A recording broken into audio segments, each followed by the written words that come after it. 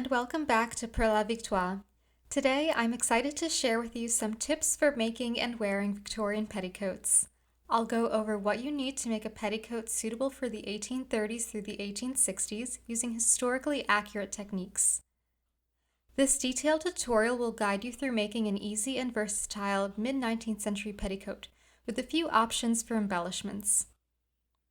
Let's start by discussing what fabric you'll need. A stable, lightweight cotton fabric is best for petticoats. If extra stiffness is desired, cotton absorbs starch well, and a starched petticoat will stay cleaner as the smooth, starched surface resists dirt. A lightweight fabric will make a comfy, lightweight petticoat that provides more poof than a heavy, dense, droopy fabric. The fabric that comes closest to original mid-19th century petticoats is Pima cotton, which has a soft, smooth hand and lightweight drape. You may see Pima cotton fabrics branded as Supima, which means the quality has been verified by a third party. Generally, Supima fabrics are high quality and reliable when ordered online. I recommend getting a 15-yard bolt of white Supima cotton from Joann's during a sale or with a coupon. You can use the rest of the bolt to make chemises, drawers, and more petticoats. If you want to repurpose cotton sheets, make sure you select sheets that aren't densely woven and heavy. Remember that you'll likely be wearing several petticoats, plus other undergarments and your final outfit, so keeping as many layers as possible, lightweight and airy, will be more comfortable. White is a great color for Victorian undergarments because it's easy to clean and won't look obvious under a sheer dress. An 1830s to 1860s style petticoat will be made of rectangles, so yardage is easy to calculate. Petticoats should measure between 120 and 140 inches in circumference for the mid-19th century. So how much fabric will you need for a petticoat? Let's say you want a plain petticoat and the measurement from your waist to your ankles is 38 inches, plus 3 inches for seam allowance. If your fabric is 45 inches wide, cut 3 rectangles selvage to selvage. This will use up 3.5 yards of fabric. If your fabric is 50 inches wide, cut 2 rectangles for a narrower petticoat. This will use up 2.5 yards of fabric. Remember that adding tucks to your petticoat will require more length in your panels and thus use more yardage. You can also adjust the fullness of your petticoat by adding or removing panels. For example, if you want a super full petticoat with a circumference of 4 yards and your fabric is 45 inches wide, cut 3 rectangles and an additional 27-inch wide rectangle. For this petticoat, I'll be using 45-inch wide fabric, so if I cut out 3 panels, my finished petticoat will have a hem circumference of 132 inches, or 3.5 yards. After figuring out how much fabric you need, the next step is to take some measurements. To determine how long your panel should be, measure from your waist to your ankle and add 3 inches for seam allowance.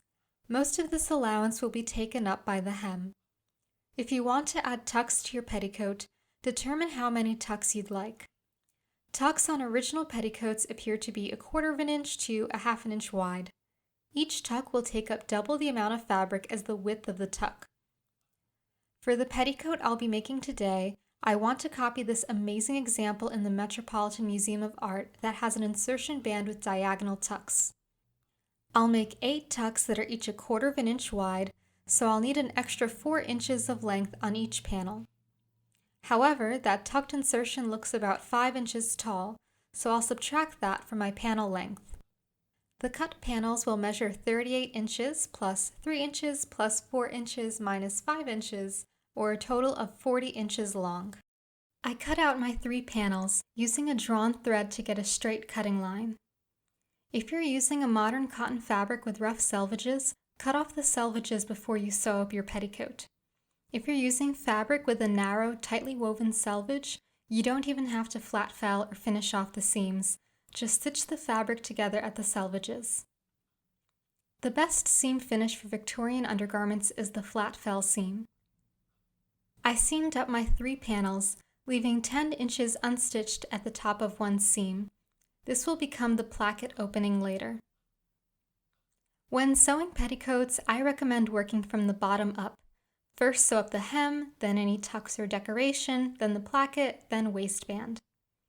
I want a deep hem on this petticoat, so I folded up 1/4 of an inch and then 2 inches. After thoroughly pressing the hem, I sewed it on my sewing machine. With the hem set, we can add tucks. I start by folding my petticoat 1 inch above the hem. Since my tucks will be 1/4 of an inch wide, 1/2 an inch of fabric will be visible between each tuck. I thoroughly press down this fold, then stitch 1/4 of an inch away from the fold. Back at the ironing board, I press the tucks down. I also like to press them from the back to make sure everything is laying flat. Then I fold the petticoat again, folding and pressing 1 inch away from the last tuck. I also show this process in my 1860s drawers video tutorial, which I'll link below. I love adding a few tucks to my petticoats. They allow me to adjust the length of the petticoat at a later date and add a bit of stiffness to the petticoat hem, and they just look cute. Sewing tucks is easier than it looks, especially on a crisp cotton fabric. The tricky thing about tucks is that you must be precise and have to do them one at a time.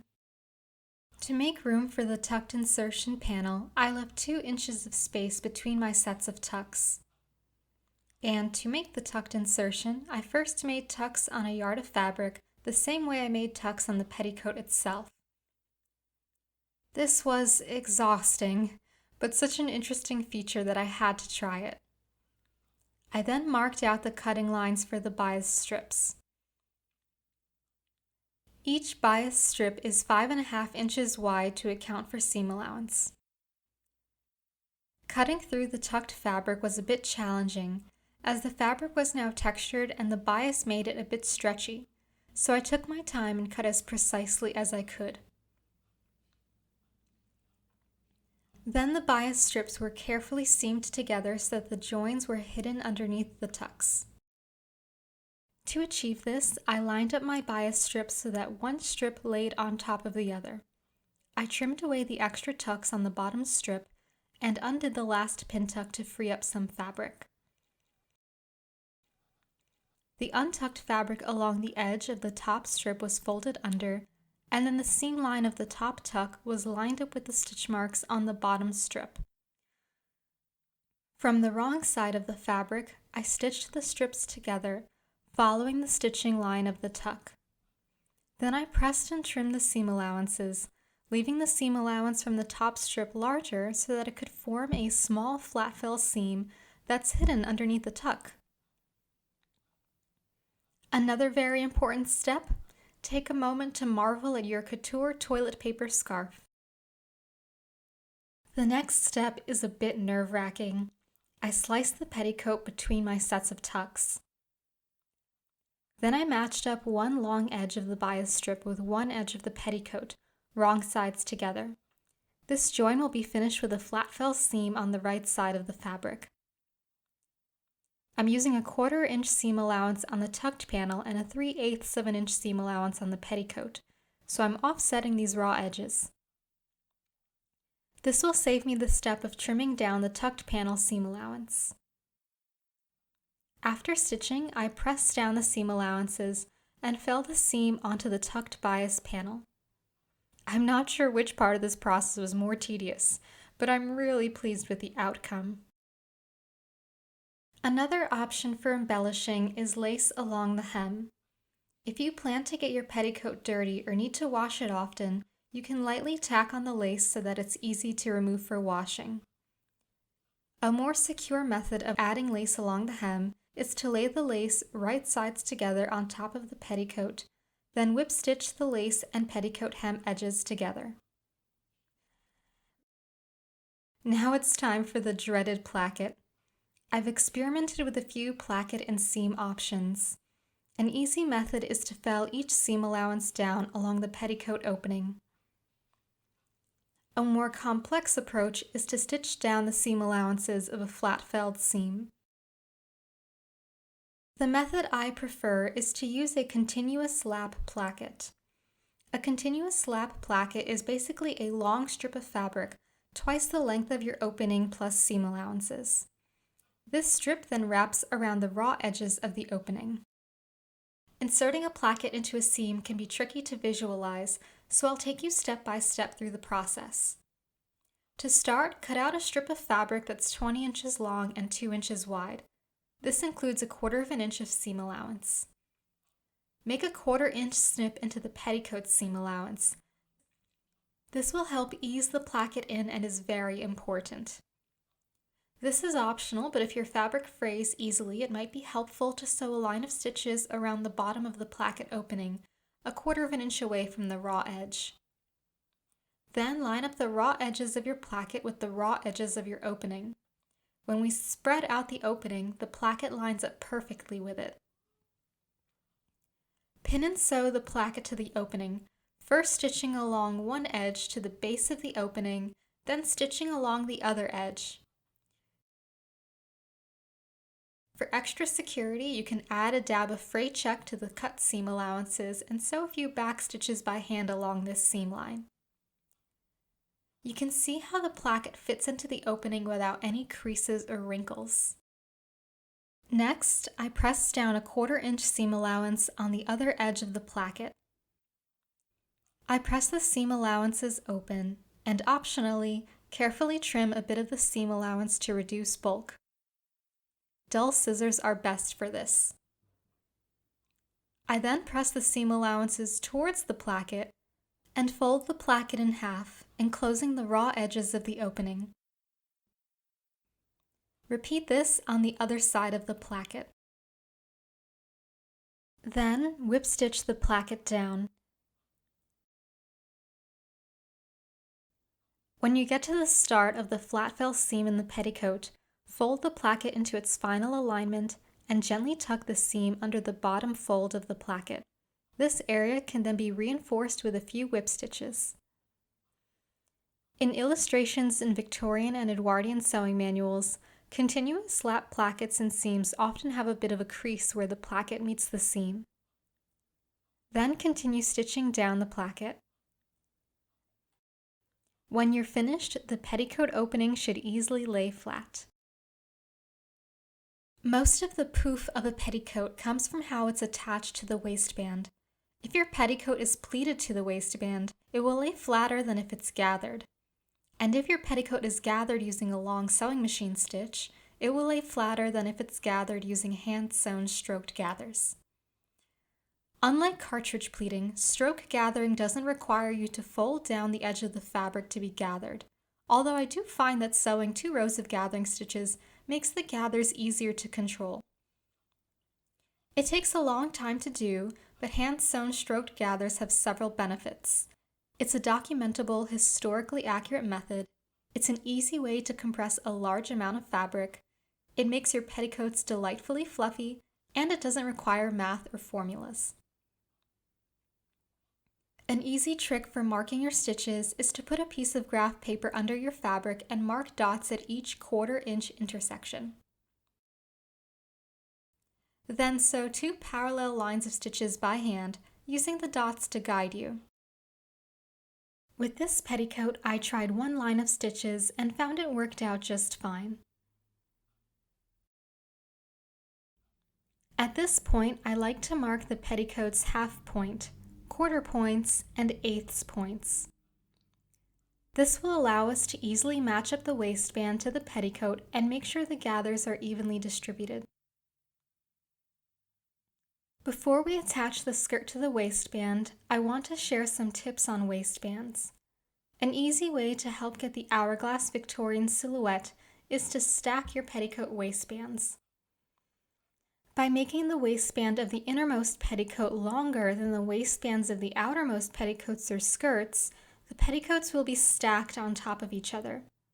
This reduces bulk at the waist and helps further puff out the gathers. My innermost petticoat has a waistband length of 28 inches. My corded petticoat has a waistband length of 27 inches, and then my top petticoat has a 26-inch long waistband, which matches my corseted waist measurement. If you want size adjustability, I recommend making your waistband a few inches longer and adding a few buttons so that you can button your petticoat to different sizes. I find that petticoats with a drawstring waistband struggle to stay on the waist because the weight of the fabric pulls everything down.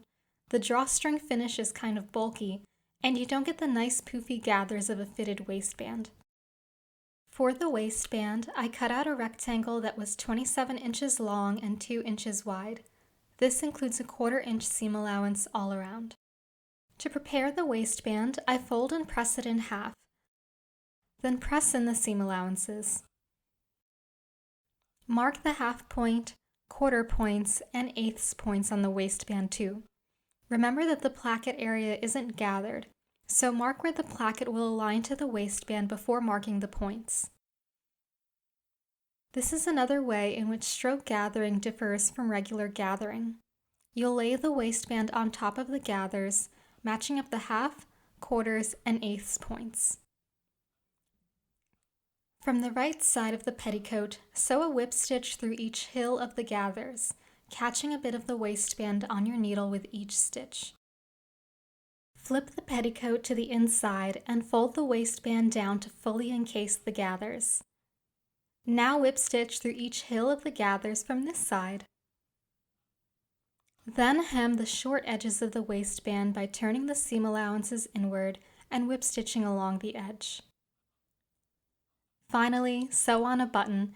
I prefer these antique white porcelain buttons, and make a buttonhole.